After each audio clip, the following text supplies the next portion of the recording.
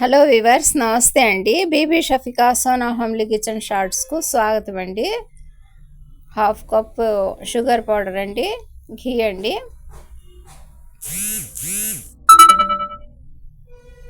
ఇక half cup milk అండి, ఒక కప్ నిండుగా బొంబాయి రవ్వ అండి.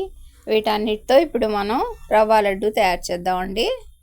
రవ్వని ఈ విధంగా ప్యాన్లో యాడ్ చేసామండి.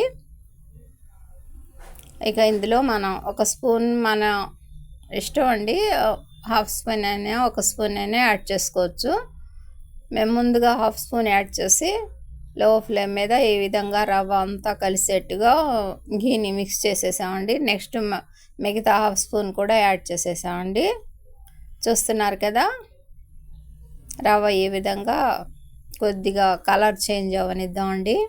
వెరీ సింపుల్ ప్రాసెస్తో మేము తయారు చేసే ఈ రవ్వ లడ్డు వీడియోని తప్పకుండా తిలకించండి వ్యూవర్స్. మీ అందరికీ తెలుసు, కానీ మా ఛానల్ ద్వారా, మా వీడియో ద్వారా తిలకించాలి, మాకు మీరు సబ్స్క్రైబ్ చేయాలి, లైక్ చేయాలి, షేర్ చేయాలని అభిలాష అండి. మా ఛానల్ గ్రో అవ్వాలండి.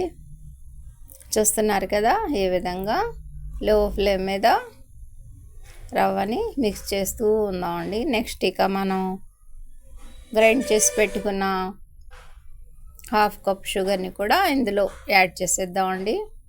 యాడ్ చేసి మరీ లేట్ లేకుండా ఒక నిమిషం పాటు ఈ రవ్వలో ఆ పౌడర్ మిక్స్ అయ్యేదాకా కలిపిద్దామండి.